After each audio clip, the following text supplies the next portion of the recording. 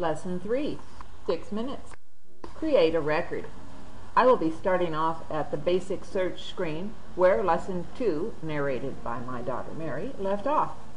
Before you create a new record, first search to verify the database doesn't already contain a record for that person. The program will not normally allow you to make a duplicate record where all 4 fields are exactly the same, all 4 fields being first, middle, and last names and organization name. But you don't want to waste your time, and a confusing duplicate record can occasionally be created in spite of this anti-duplicating feature. Now I click the Create New Record button and enter data, tabbing from field to field. While capitalization is not relevant while searching, when I enter data, correct capitalization is essential if I want to produce good-looking, properly addressed letters. This program will not automatically capitalize for you. Most of the data will come to you ready to insert, name, address, etc. However, there are several notes on this page for you to read and heed.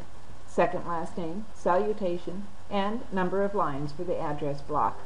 The rules: second last name only if it is different, salutation only if the default first names, i.e. Marilyn and Bob, isn't suitable, and only 4 lines will fit on the address label, so don't use both address line fields unless it is truly necessary. Membership status is another that may be non-obvious. Don't leave it blank. Use other if you are unsure. Expiration date is one of this database's primary ways of monitoring. Suggested policy: give potential members 6 months. Friend complimentary 2 years. This is the status we suggest you give healthcare workers, politicians, community leaders, etc., folks with whom you want to remain in contact. Don't leave this field blank unless perhaps it's the landlord. Check boxes is another feature I'll take a moment with. Is this a record for someone in the government, whether elected or employed? The media, perhaps? A health or mental health provider? Place check marks accordingly. No limit. Is this a record for a neighboring affiliate or one of your favorite contacts at national or state? Use the affiliate checkbox. If this person has provided an email address, have they indicated how frequently they wish to receive email? Almost everyone with an email address may wish to receive the monthly or quarterly newsletter, but a somewhat smaller set may also want to receive bi-weekly notices of action items. Some may want to receive a paper copy to place in their waiting room in addition to an email version of the newsletter. These checkboxes allow this flexibility. If they are to receive the newsletter and wish to have it come to them in paper form, be sure paper newsletter is checked. This checkbox field is used elsewhere by the program to generate address labels in zip code order. Does this record lack critical data to be complete, such as a zip code or apartment number? If you don't have time to find this information right now, mark it as needs attention so you can find it again quickly later. Don't add anything to the inactive checkbox or date field. They are managed automatically by another function. Telephone fields are designed to hold extra characters. Do everyone a favor, and if you know, identify them as home, cell, fax, work, or office, etc. There is room to ID them as B's cell or M's cell to differentiate between Bob or Marilyn's cell numbers. There is room for extension numbers too, and the fax field is really just another telephone field. Seems like you can never have too many these days.